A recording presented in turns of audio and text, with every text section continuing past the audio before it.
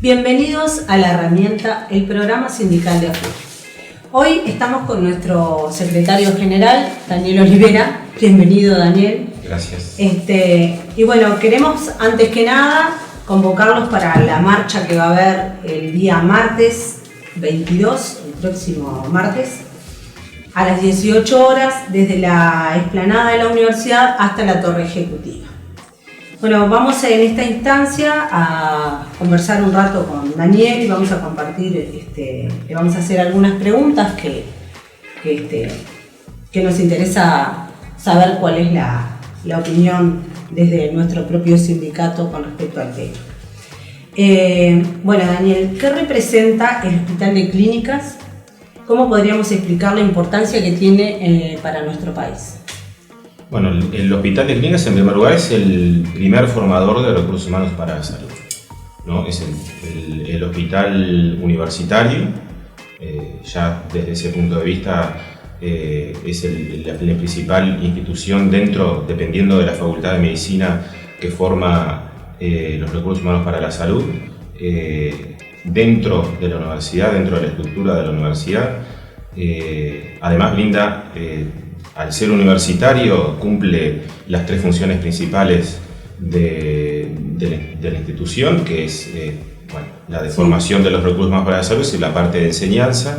La investigación es uno de los principales centros de investigación en el área de salud en el país, y la extensión, que fundamentalmente se realiza a través de la asistencia que brinda el Hospital de Clínicas.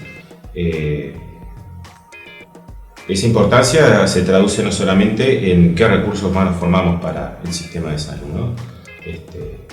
Desde el año 2006-2007 se comenzó a implementar el Sistema Nacional Integrado de Salud. El Hospital de Clínicas nunca lo ha integrado formalmente, si bien a través de un convenio que existe con ACE, con el Ministerio de Salud Pública, tiene recursos asignados para la atención a la salud. Es un convenio que incluso se ha tenido serias dificultades en los últimos años para tener esos fondos.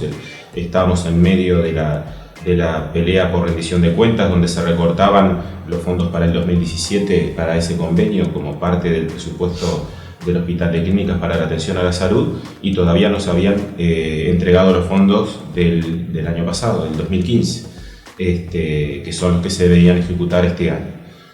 Casualmente, en plena discusión del ingreso o no del proyecto de refuncionalización del hospital al régimen de participación público-privada, estaba todo el tema el eventual cierre del Hospital de Clínicas en los últimos meses del año por la falta de recursos, porque esos fondos que rondan entre los 50 millones, que eran los que se tenían este año, y 55 el año que viene, completan un poco lo básico del funcionamiento cotidiano del hospital. Y la atención a la salud es un tema fundamental, en muchos casos para gente del interior, los sectores de más bajos recursos que no tienen acceso al Sistema Nacional Integrado de Salud, que no tienen acceso al sistema privado, evidentemente, y fundamentalmente el interior. Y no hablemos del interior, la zona metropolitana o más cercana a Montevideo, sino que sabemos que más allá de que hay algunos centros de salud pública, como por ejemplo Tacuarembó, que tiene una alta especialización, vienen a atenderse al hospital porque hay especialidades médicas que solo existen ahí. ¿Por qué? Porque es donde se forman los recursos humanos en esas especialidades, y es donde se hacen las tres funciones: la enseñanza, la investigación y la extensión a través de la atención a la salud. Después tenemos todo el tema de los CTI, el SENACE, que si bien no depende del Hospital de Clínicas, está dentro de la estructura del hospital, y la emergencia, que todos sabemos que quienes ante un accidente, ante una situación de emergencia, el primer lugar, en el caso que no tenga una mutualista o una cobertura, el lugar a donde va en primera instancia no es ninguno de los hospitales públicos, sino que es el Hospital de Clínicas. Entonces es un centro de referencia, evidentemente, en lo que es las tres funciones que ahí realiza, pero fundamentalmente la atención a la salud. A veces no se ve el lado de la enseñanza, o mucho menos el de investigación que ahí se realiza, que es muy importante, y se focaliza mucho en el tema de la atención a la salud. es un poco lo más visible, ¿no? Lo que la gente más ve, pero es obviamente un centro referente en eso, pero más es un símbolo, ¿no? De lo que es la universidad y todo lo que es la formación de los futuros médicos, los futuros profesionales en el área de la salud. Bien. Hay actores que plantean que la participación público-privada es solamente una forma más de financiamiento. Incluso el Consejo Directivo Central de la Universidad, en el Consejo Directivo, se comparó el mecanismo con fideicomiso, ¿sí? ¿Qué características definen a las PPP y qué sabemos de experiencias similares en otros países? En realidad estamos planteando dos preguntas. ¿Qué características definen a las PPP? Y después te pedimos que las contestes. Bueno, la participación público-privada es una modalidad similar a lo que puede ser la concesión de obra pública. Tiene algunas particularidades. Un poco me preguntabas la experiencia internacional. En el caso uruguayo, como hemos hecho muchas veces, lo complejizamos. Tomamos las experiencias y a veces los errores y las falencias que ha tenido la participación público-privada en otros países, sobre todo en Europa, que fue donde un poco se llegó a implementar de la forma más descarnada y más desregulada. En España hay experiencias en el caso de hospitales públicos que se hicieron con esta modalidad, y es lisa y llanamente una privatización, y la calidad de la obra generalmente era bastante lamentable. En el caso de la ley uruguaya, es una ley muy compleja porque tiene toda una serie de requisitos y la participación de muchos organismos del Estado para controlar todas esas cuestiones que se vio en las experiencias internacionales que fallaban. El Estado uruguayo tradicionalmente es mucho más, tiene una trayectoria más de control, ¿no?, sobre esas cuestiones, entonces hizo más complejo. Y de hecho, desde que se aprobó la ley alrededor del año 2010-2011, han sido muy pocos los proyectos de participación público-privada, y los que se han hecho han sido muy menores, de inversiones poco significativas. Quizás el más famoso, que ha tenido mayor repercusión pública, ha sido la cárcel. Sí. Pero en el caso del Hospital de Clínicas, nosotros lo vemos como el mascarón de proa de todo un proyecto del gobierno de derivar hacia esa forma de financiamiento todo lo que es obra pública que el Estado no puede o no quiere encarar con fondos presupuestales propios, ¿no?, o con endeudamiento, eventualmente, que ha sido la forma tradicional en que el Estado uruguayo ha financiado grandes inversiones, o lo ha hecho con fondos propios o lo ha hecho con el régimen de concesión de obra pública, que si es dar, el privado construye una carretera, por ejemplo, y bueno, financia la obra con un plazo de 30 a 40 años con los peajes. Pero la ruta sigue siendo propiedad del Estado. Es decir, el privado se encarga en ese plazo que tiene la concesión, la construye y la mantiene y financia todo eso y recupera su inversión, por ejemplo, a través de los peajes. En el caso de la participación público-privada, ya no es solamente que el Estado le da al privado el hacer la obra en un plazo determinado, sino que le entrega la gestión de esa obra. Y eventualmente el inversor privado va a recuperar su inversión a través de un canon que el Estado le va a pagar, que en el caso de la ley uruguaya corre por cuenta del organismo que contrata, que ingresa en el régimen de participación público-privada. En el caso, por ejemplo, del Hospital de Clínicas, es la universidad, del presupuesto universitario. Esa fue una de las últimas dudas que hubieron cuando se estaba discutiendo esto en la universidad. Va a ser el presupuesto de la universidad el que va a pagar ese canon, que se determinará bien cuál es. En la ley está un poco los criterios por los cuales se determina eso, pero después se le entregan al privado algunas áreas que, sin ser, por ejemplo, en lo que es la construcción de hospitales, la parte asistencial, eso sigue siendo responsabilidad del Estado, y en el sistema educativo la enseñanza sigue siendo responsabilidad del Estado, pero otras áreas que no tengan que ver propiamente con eso, que están miradas al privado, se le pueden entregar perfectamente a a la gestión privada. Por ejemplo, en la cárcel, el privado no se encarga de la custodia de los presos, pero sí se encarga de la custodia del predio. Y bueno, y todo el tema de la gestión de la alimentación y toda la parte de gestión propia, vamos a decir, administrativa de lo que es el funcionamiento de un centro carcelario, eso se encarga el privado. El Estado lo único que se encarga es de la custodia de quienes están recluidos ahí. En el caso de los hospitales, bueno, se puede privatizar y quedar a cargo del privado todo lo que no sea la asistencia, es decir, los médicos, los enfermeros, siguen siendo los que brindan la asistencia a los pacientes, siguen siendo funcionarios del Estado, pero todo el resto de las áreas de los hospitales que se puedan construir o remodelar por esta modalidad pueden quedar en manos de un privado. Eso es lo que nosotros decimos que ha sido la experiencia nefasta en otros países. Lo tenemos incluso en la región, en Brasil. La experiencia que hubo en Brasil, en el gobierno de Lula se creó una empresa pública, es decir, propiedad del Estado, pero que se rige por el derecho privado, que fue la que gestionó todo el tema de la construcción o de la remodelación de los hospitales, en muchos casos universitarios, y que entregó la gestión a las empresas privadas.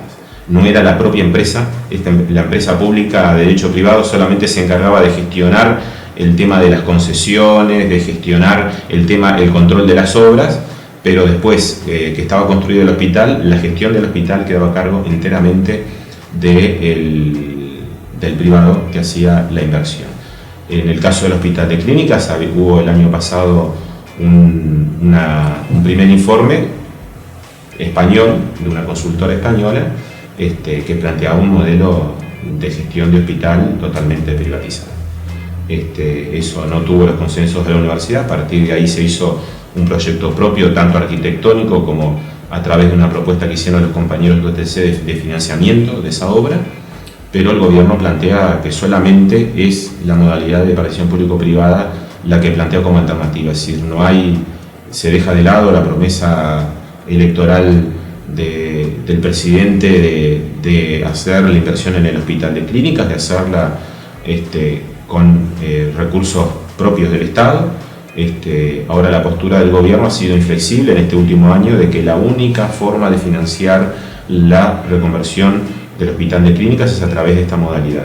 Y las dudas que genera son las dudas que están planteadas en toda la documentación que se ha generado, sobre todo en este último año, respecto a esa posibilidad de que la universidad ingrese, una posibilidad que se confirmó con una resolución del Consejo Directivo Central en el pasado mes de septiembre, y de que empieza ahora todo un andamiento en lo que tiene que ver con los estudios. La universidad pidió, por ejemplo, que se dejara de lado el estudio de elegibilidad, que es lo que tiene en cuenta el impacto social, el impacto en el medio, eventualmente en el caso de alguna obra que tenga algún impacto medioambiental. Pero como se entiende, la universidad incluso lo argumentó en ese sentido, de que la reconversión del Hospital de Clínicas es necesaria y el impacto que tendría sería positivo porque es una inversión necesaria, pero hay otras consideraciones, como por ejemplo que es una inversión atractiva para el sector privado. Eso es evidente porque lo han hecho esto en todos los países, y han habido incluso hasta propuestas incluso de hacer esa inversión en la reconversión del hospital, y han incluso algunas opiniones, y están planteadas en lo que ha manifestado la universidad, de que es más costoso hacerlo por la modalidad de obra pública. Bien. La Asociación de Docentes de la Universidad de la República, ADUR, fundamentó que era necesario ingresar la obra para su evaluación, ¿sí? ¿Qué implicancias tiene la decisión? ¿Cómo evalúan la resolución del CDC que incorpora la refuncionalización del hospital en el régimen de PPP? Bueno, sin entrar en consideraciones sobre las opiniones o las posturas de otro gremio, nosotros creemos, por lo que incluso fue la discusión en el Consejo Directivo Central, de que se puso la carreta delante de los bueyes. Es decir, hay posibilidades, siempre existió la posibilidad de estudiar el régimen, como decía, tanto el régimen legal uruguayo sobre la participación público-privada como las experiencias internacionales. se podía haber consultado y haber tenido intercambios dentro del Grupo Montevideo, donde hay universidades como las de Brasil, que decía hoy, que han llevado adelante la aparición público-privada en la reestructura o en la construcción incluso de hospitales universitarios. En el caso de Argentina, nosotros estuvimos la semana pasada en Brasil y estuvimos intercambiando con los compañeros esto, además de plantear, ¿no?, toda esta situación que se ha generado acá con el Hospital de Clínicas, ver las experiencias que han tenido los compañeros y, por ejemplo, para el Hospital de Clínicas de Buenos Aires, que depende de la Universidad de Buenos Aires, es la principal universidad de Argentina, y con quienes tenemos a través de los compañeros de APUA un contacto permanente histórico. El proyecto es dejar de lado el actual Hospital de Clínicas, que tiene una estructura muy similar al nuestro, y construir un nuevo hospital de no más de 4 o 5 pisos a través de esta modalidad de participación público-privada. Es decir, recogiendo esas experiencias, analizando con los profesionales que tenemos muy capaces en la universidad en el área jurídica, economistas, distintos técnicos que pudieran asesorar a la institución, estudiar la legislación nacional, las experiencias internacionales y ver si eso era viable sin necesidad de tomar esta resolución, porque si se resolvió como se resolvió, ingresar en el régimen y el equipo técnico que va a hacer los estudios de prefactibilidad de hacer esta inversión a través de la modalidad de PPP van a ser universitarios, se podía haber hecho antes. Se podía haber dicho, bueno, encarguémosle a la Facultad de Ciencias Económicas, a la Facultad de Medicina o al área de Salud en general, a la Facultad de Ciencias Sociales y a los distintos servicios que pudieran aportar de acuerdo a su especificidad, hacer esos estudios previo a tomar una resolución de estas características. Ingresar en la modalidad para hacer el estudio entendemos que es involucrar a otros actores y en realidad desvirtúa el sentido, porque la universidad podía haber estudiado esto, incluso decía hoy, la duda sobre quién pagaba el canon estuvo planteada hasta último momento, sí. Y se hicieron hasta en los días previos a adoptar esta resolución las consultas al Ministerio de Economía sobre si el canon lo financiaba rentas generales o lo financiaba el presupuesto es el artículo 60, creo que es el artículo 60 de la ley de PPP, y quedó claro. Además, el Ministerio de Economía respondió que corre a cuenta del presupuesto del inciso contratante, en este caso la universidad. Entonces, habiendo esas dudas planteadas al último momento, es, vamos a decir diplomáticamente, poco razonable plantear ingresar al régimen para ahí ver si es viable o no. Los estudios se podían haber hecho perfectamente antes, y bueno, si esos estudios decían es mejor hacerlo por esta modalidad que hacerlo por obra pública. Mismo aquí en la documentación se dice, hay evidencia inicial que los sobrecostos y sobreplazos en la obra pública tradicional son elevados. Si eso se comprobara efectivamente a través de estudios serios que pueda hacer incluso la universidad y experiencias que ha tenido la universidad en hacerlo, ahí está, me planteaba recién el tema de comparar con el fideicomiso de la Facultad de Veterinaria, estuvo planteado en la anterior gestión de Arocena. En los últimos años hacer un fideicomiso para financiar la obra de la Facultad de Veterinaria, que implicaba con los fondos que le ingresan a la universidad, presupuestales y extrapresupuestales, conseguir financiamiento privado para hacer esa obra, pero lo hacía la universidad y la universidad después iba pagando, por ejemplo, al Banco República en módicas cuotas, amortizando y vendiendo el edificio que actualmente tiene la facultad. Eso se dejó de lado y se decidió hacer por obra pública tradicional. Pero entonces se analizó que era mejor hacerlo por esa modalidad y no el fideicomiso. En el caso del Hospital de Clínicas no se estudió nunca el tema del fideicomiso, quizás porque se sabía de antemano que no era viable, pero estas opiniones que se vierten en los informes que hace la universidad de eventuales sobrecostos o sobreplazos de la obra pública tradicional, son estudios que se podían haber hecho previamente. Y si es cierto eso, es decir, nosotros no vamos a plantear una modalidad que implique, por ejemplo, que una inversión, como se ha estimado, de 120 millones de dólares en 5 años, termine saliéndole al Estado uruguayo 300 millones de dólares en 15 años. Pero el tema es que eso, la experiencia internacional, ha marcado que es lo que termina ocurriendo con la modalidad de operación público-privada.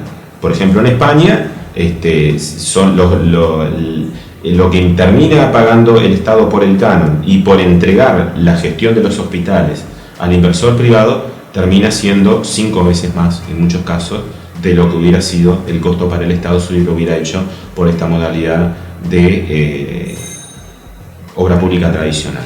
Entonces, entendemos que hay cuestiones ahí que son contradictorias, porque nosotros mantenemos que lo que es la experiencia internacional es que la PPP termina siendo mucho más costosa que la obra pública tradicional. El tema de los plazos, bueno, eso depende de los controles. Todos sabemos que mismo en la propia universidad, las obras que se han realizado en plazos razonables han sido cuando la universidad ha tenido los fondos para hacerlo.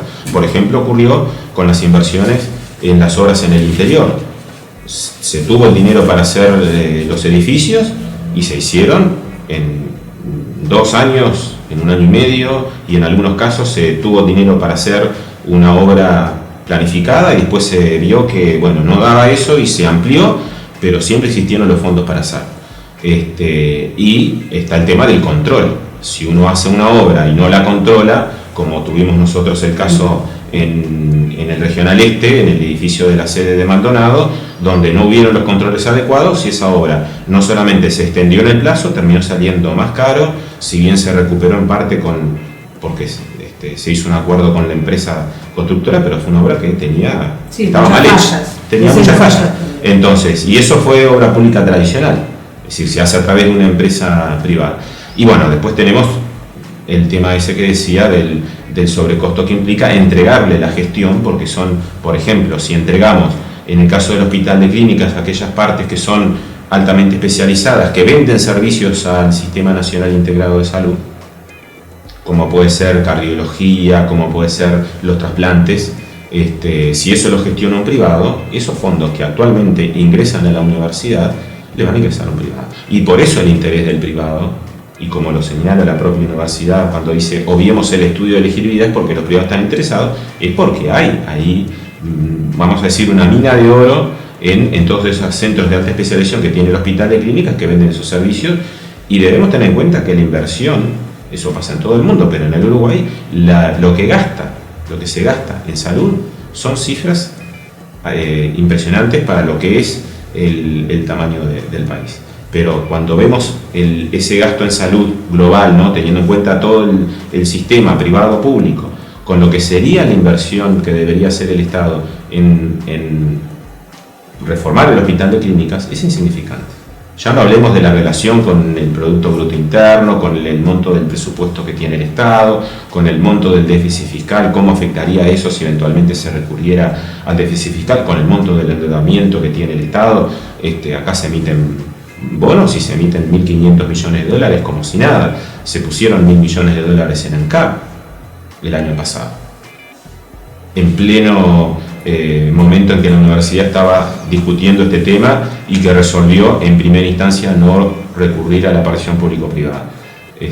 Entonces, si lo vemos en el gasto total que realiza el país en salud, los 120 millones que se estiman para el Hospital de Clínicas es una cifra irrisoria, ínfima. Lo haga el Estado o lo haga un privado. Si lo hiciera el Estado, obviamente sería mejor, porque sería lo que ha hecho la universidad hasta ahora con todas las obras que ha estado realizando. No se ha planteado ninguna obra importante, ni las del interior ni las que se han realizado en Montevideo, lo ha hecho la universidad con fondos propios. Fue en el caso de la Facultad de Veterinaria, que es la principal. Incluso se dejó de lado el fideicomiso porque se entendió que la obra pública tradicional era mejor, una mejor modalidad. Y bueno, después hubo que obviamente que ajustar el presupuesto de la universidad para obras, sí, de acuerdo a eso. Daniel, en cierto modo ya me contestaste una pregunta que te iba a hacer, que era ¿qué interés puede tener una empresa privada en invertir en el Hospital de Clínicas? Ya explicaste todo el tema de la gestión, pero con respecto a que también es algo que me parece importante que lo respondas tú, porque sos del sindicato y concretamente tiene que ver con lo que se refiere al empleo, ¿no? Con la calidad del empleo. En el sentido de lo que implicaría tercerizar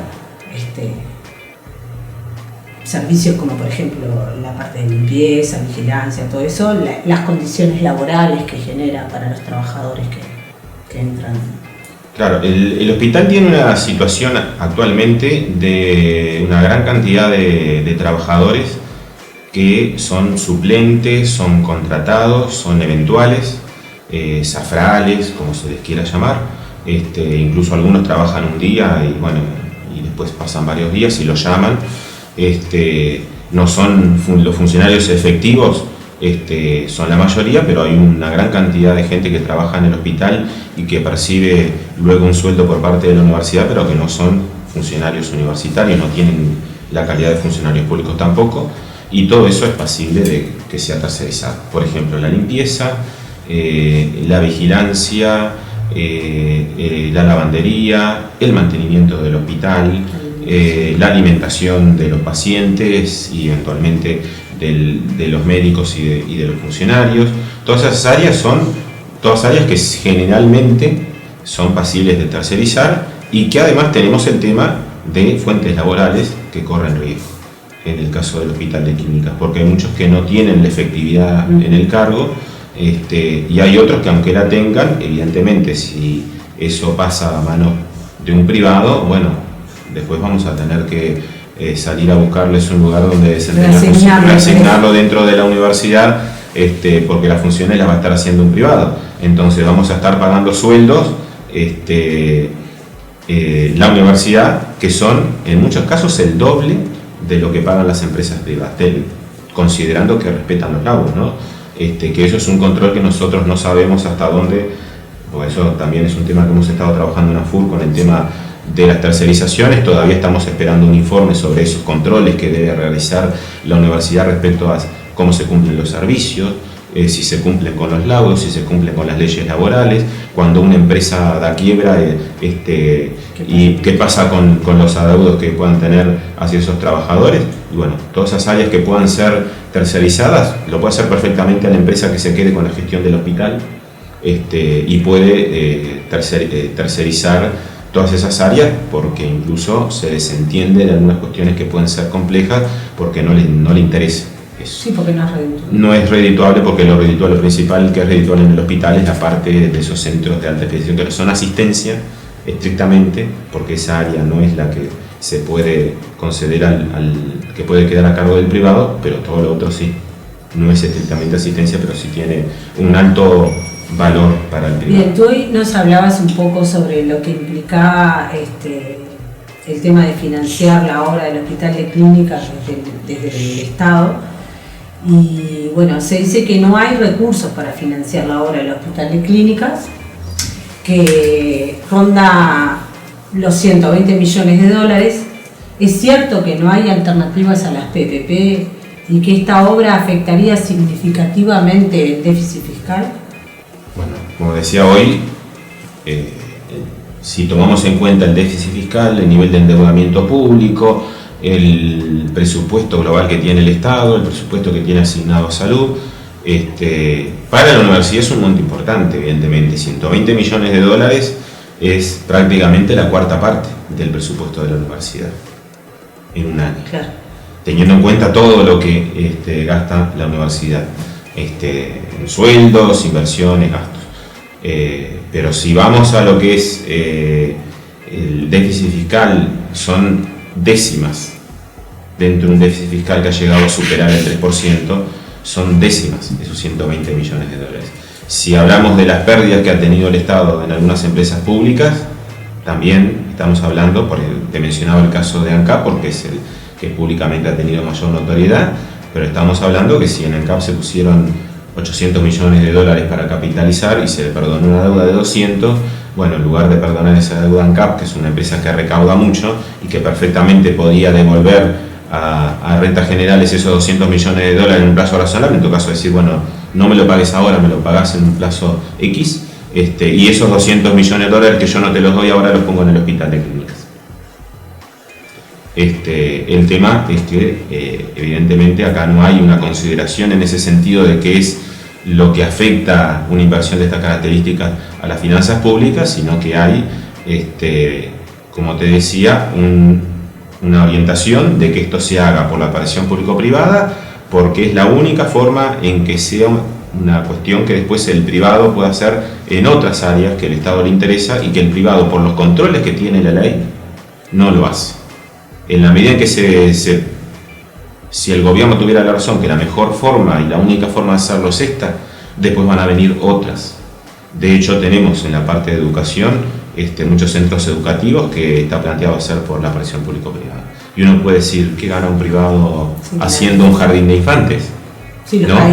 Los CAIF, o incluso algunos liceos y escuelas. Bueno, evidentemente que lo que va a ganar es que el Estado le va a pagar ese canon y es con lo que va a recuperar la inversión. Ahora, si yo te digo, a la empresa le puede salir 120 millones de dólares en un plazo de 4, 5, 6 años. Conceder la gestión o pagar el canon, aunque no se en el caso de la universidad, el rector nos dijo el otro día, no vamos, y esto es textual, no vamos a aceptar que la gestión no esté a cargo de la universidad, la gestión del hospital de clínicas. Eso, según dijo el rector Marcarián, no se va a aceptar. Bueno, entonces la empresa va a recuperar su inversión a través del canon y evidentemente va a pedir algunas áreas del hospital que se le den a través de la tercerización o a través de la gestión de esas áreas que no sean propiamente la gestión del hospital universitario. Por ejemplo, sustituir a la comisión directiva en algunas decisiones o el manejo de personal o todas esas cuestiones. Pero donde va a recuperar la empresa la inversión va a ser a través del canon. Y ahí es pagar los 120 millones de dólares que salga la obra, más pagar el interés que eventualmente se acuerde con la empresa, porque esto viene a ser una modalidad de préstamo. El privado viene, pone el dinero en 5 años, pero lo va a recuperar en 30, entonces te va a cobrar un interés y más la ganancia que cualquier privado. Incluso el rector nos contestó en el Consejo Directivo Central el 13 de septiembre, los privados están para lucrar, eso es obvio, toda empresa privada va a lucrar desde que se presenta una licitación para vender papelería a la universidad hasta que se presenta a una licitación para una obra. Pero en este caso no es una obra cualquiera, en este caso es sacar una ganancia de lo que es la investigación, la enseñanza y la extensión y la atención a la salud que se brinda en el hospital universitario. Y eso es lo que para nosotros es de principios, que eso tiene que ser una responsabilidad. La educación pública y la salud pública es una responsabilidad del Estado. Está en la Constitución en primer lugar, pero es una responsabilidad porque es el Estado el único que puede garantizar el igual acceso a todos los sectores de la población a través de un sistema público, tanto de educación como de salud. Por eso nosotros planteamos a nivel del PCNT la oposición a la modalidad de participación público-privada en educación y salud, porque son áreas estratégicas y que es responsabilidad del Estado asegurar el libre acceso, asegurar el igual acceso, o por lo menos en igual condiciones para toda la población a la educación y a la salud. Y por eso planteamos la oposición en el caso del Hospital de Clínicas, porque es el principal centro de referencia y es un símbolo para todo el país en lo que tiene que ver casualmente con la educación y la salud. Bueno, Daniel, muchas gracias por tu presencia. Un placer. Los volvemos a convocar para el día martes 22 para la marcha de Todos por el Clínicas contra las PPP. Vamos a salir desde la explanada de la universidad y vamos a marchar hasta la torre ejecutiva. Bueno, muchas gracias.